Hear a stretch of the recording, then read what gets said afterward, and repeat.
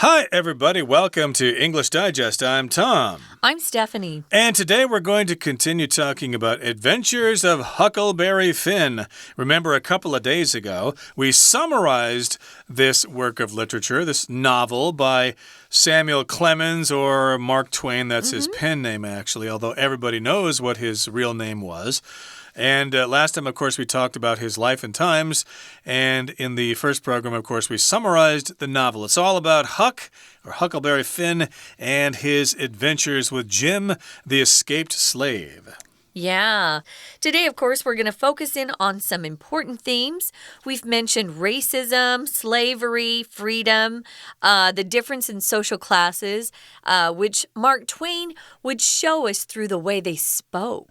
Today, we're going to go back to Huckleberry Finn and talk about some of the concepts and ideas in this book and why you think you might enjoy reading it. So let's get to it. Let's read through the entire contents of our lesson right now.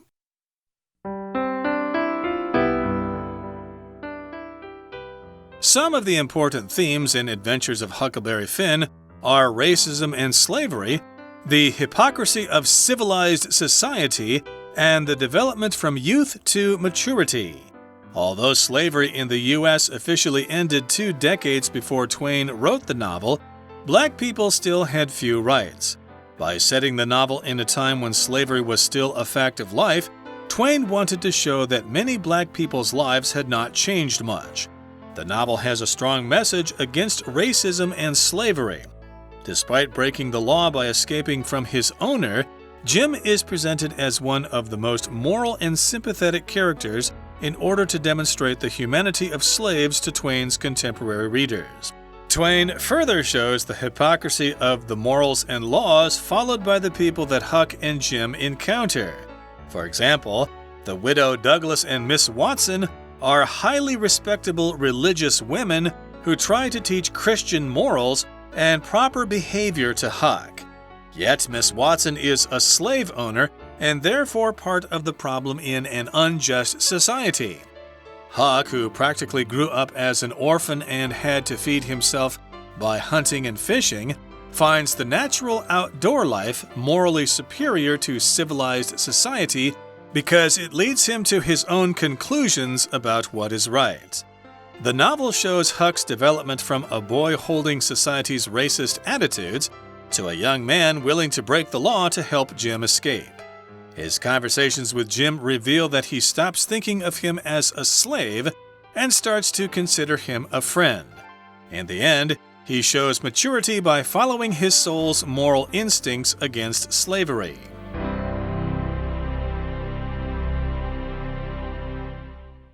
Let's talk about some of the themes in Adventures of Huckleberry Finn. 2 right here are racism and slavery. Racism is when you have a prejudice against someone who is of a different race than you are. I know some people they don't know the people from another race, and so they assume things about them. And typically they're wrong. But if you get to know people from a different race, you often see that maybe some of those ideas you had, which are called stereotypes about different races, were actually just wrong. So you need to get to know people first. So racism, slavery, owning someone as if a person is somebody else's property, that still goes on today.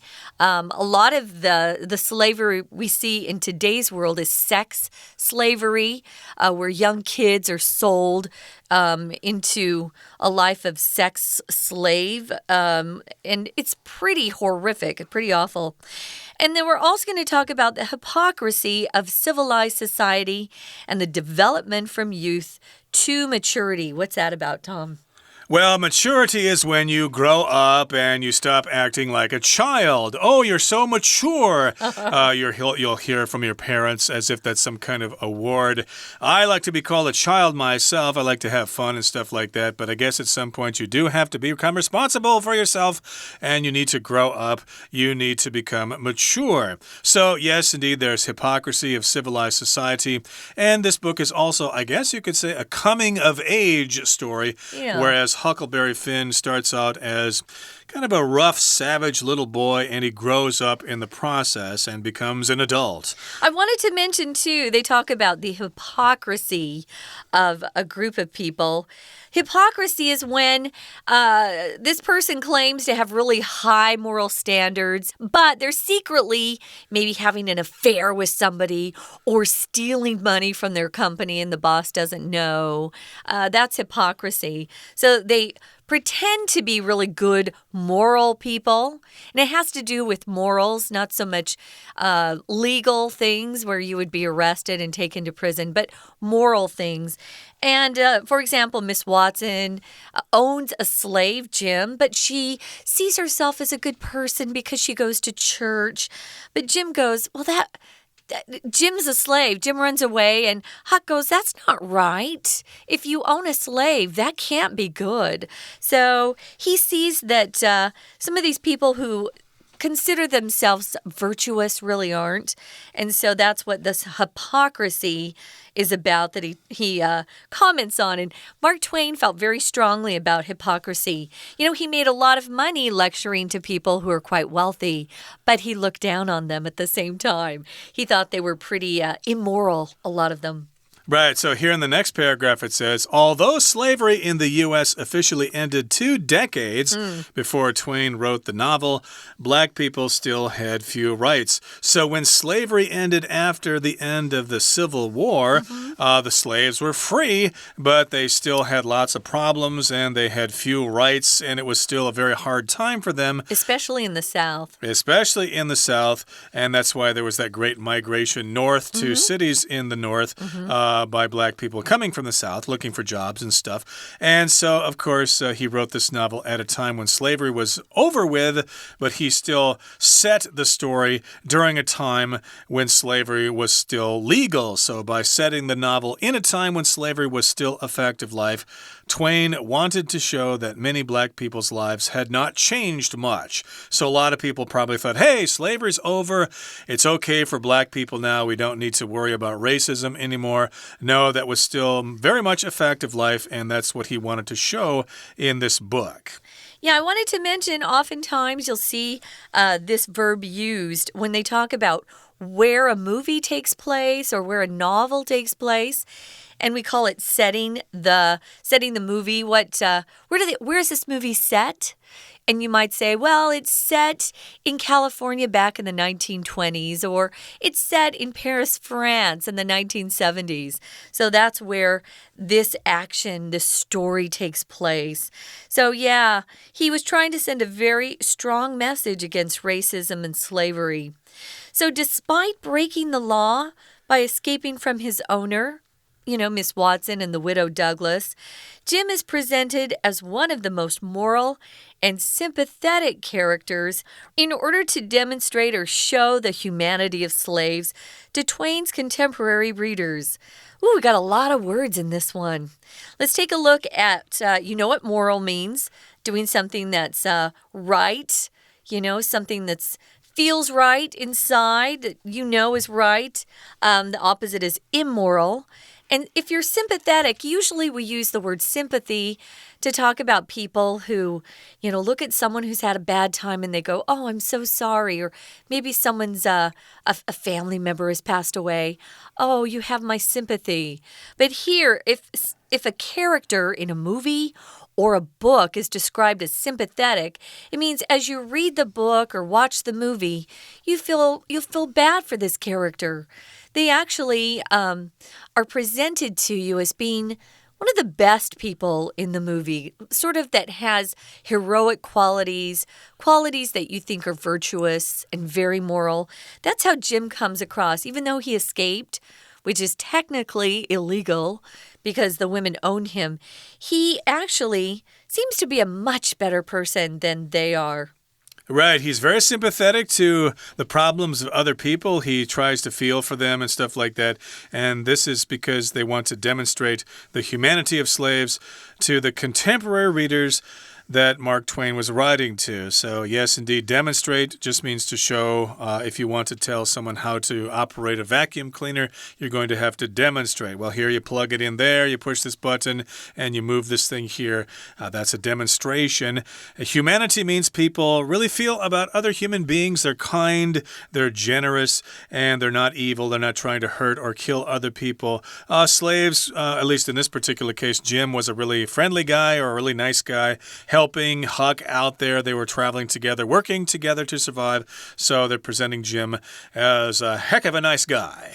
Yeah, I wanted to mention one more time because here, sympathetic doesn't mean that Jim was expressing sympathy to others. It means the character in the book or the novel is very attractive to the readers and the people seeing the film. He's very appealing to them. They like him. So he's very likable. You could also say he's one of the most moral and likable characters as well. So yeah, you see Jim and you're like, oh, I like him a lot, but I don't like those two ladies. Ooh, they're irritating. If you're a contemporary reader of an author, it means you were living at the same time the book was being written. They're not talking about modern-day readers like us that we're discussing this book. No, if you're contemporary with somebody else, it means you live or you lived. This is past tense in the same time as the author himself. We're going to continue, guys. But first, we're going to take a break and listen to our wonderful Chinese teacher. Hi everyone, my name is Jenny. 我们今天要来继续看这个作品 Adventures of Huckleberry Finn 哈克历险记。我们之前提到这个作品它的故事内容，再来我们也谈了作者 Mark Twain。那么接下来我们再来想一想这个书这个作品它是不是有些重要的主题呢？当然第一点它这边就提到了，它其实里面的主题包括了种族主义 racism 还有 slavery 奴隶制度，这是一方面。另外还有别的，比如说它也有一点是在探讨这个文明社会里面的虚伪，所以这个地方的关键字是 hypocrisy 就是代表虚伪。好，那再来还有另一个层次是要谈从青涩到成熟的这样子的一个人生的发展的过程。当然我们知道主角其实透过他这一连串的事件，他已经不再是一开始的 Huck， 当他最后故事结束的时候，其实他已经经历了一段的成长之旅，所以你可以说他是一个少年成长之旅。那我们来看看就先从第一个大主题，也就是所谓的 racism 和 slavery。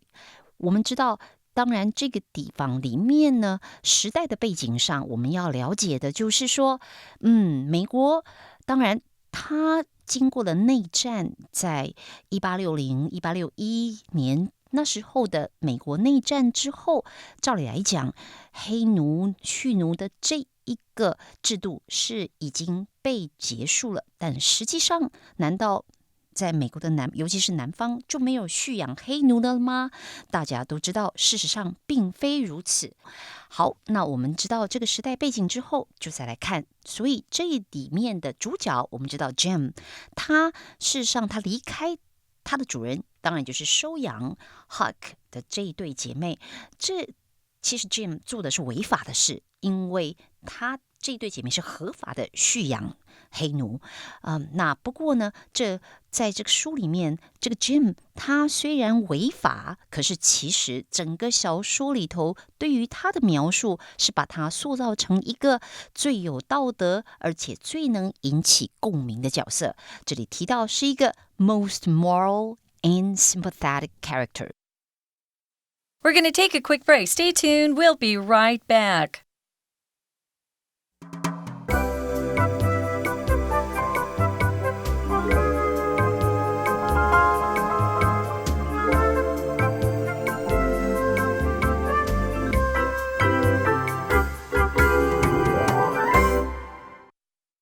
Okay, let's continue our lesson for today. We're talking about Adventures of Huckleberry Finn.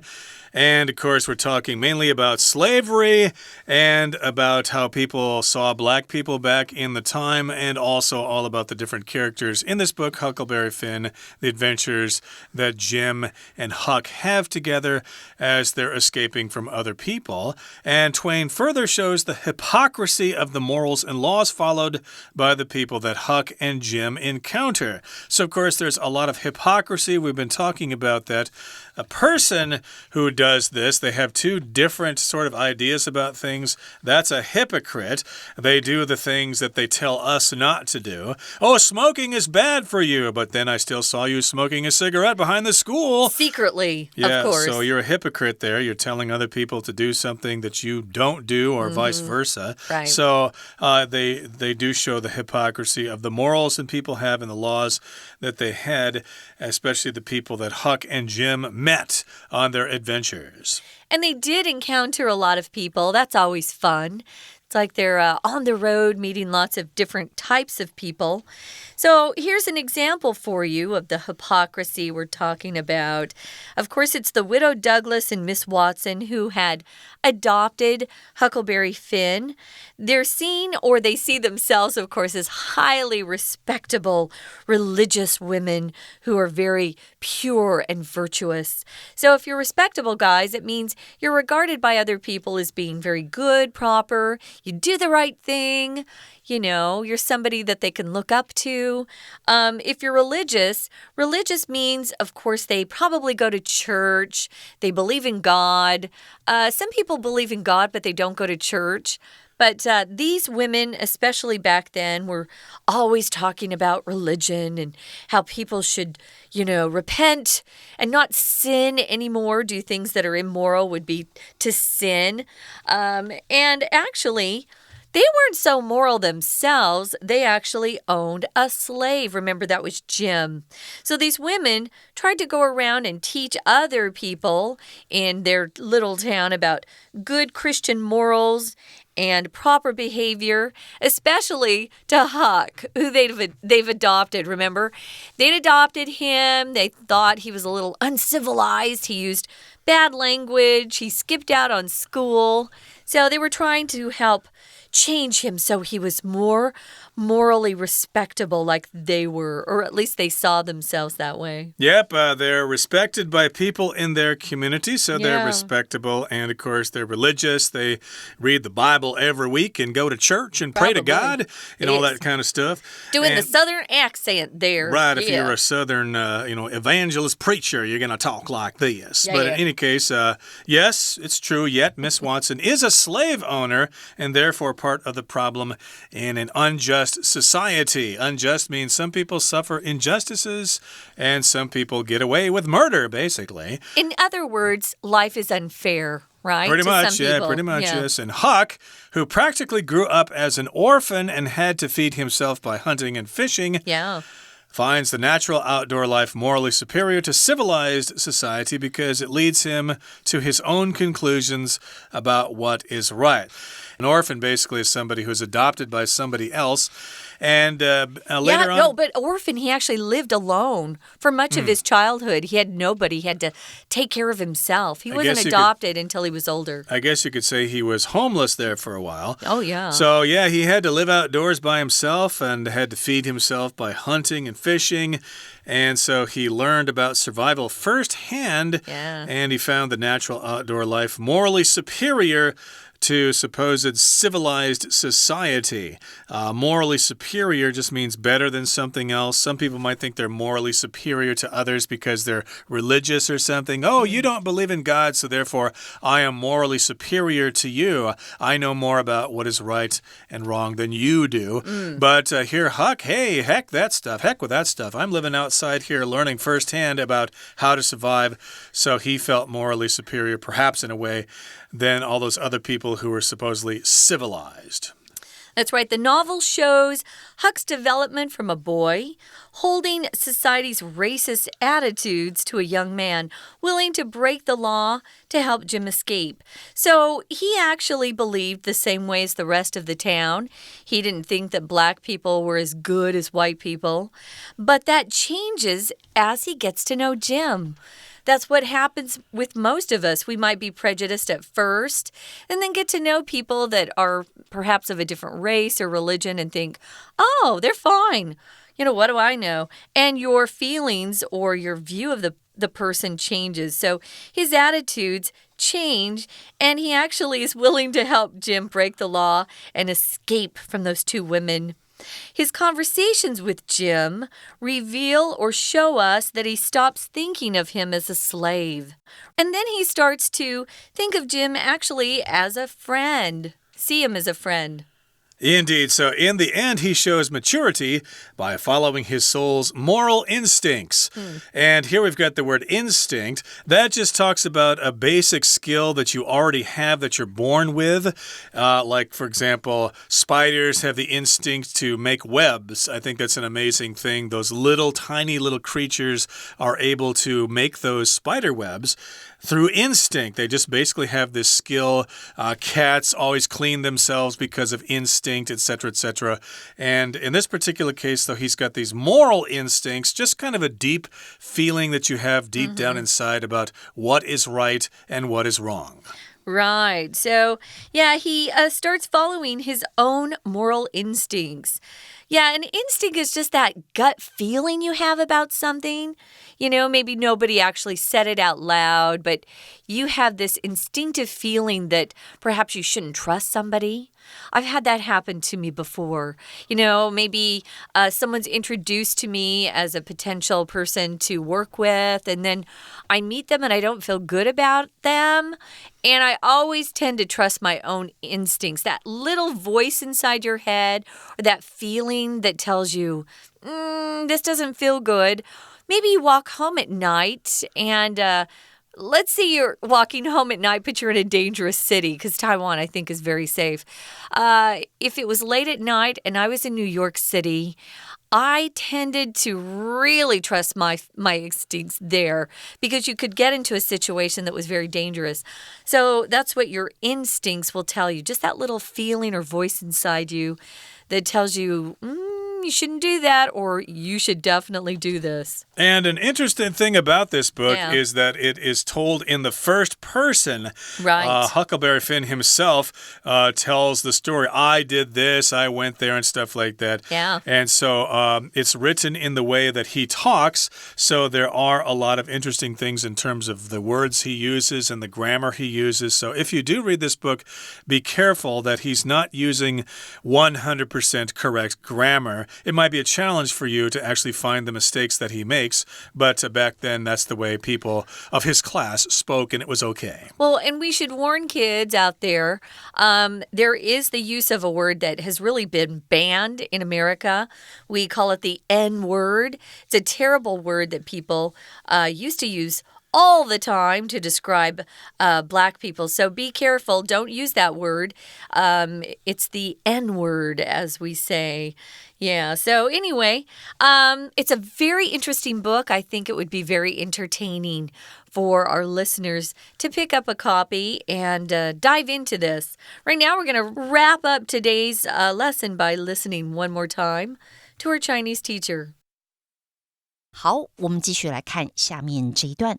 那我们看到 Mark Twain， 他当然在这一本书里面，除了 slavery， 除了 racism 之外，当然也就进一步探讨 hypocrisy。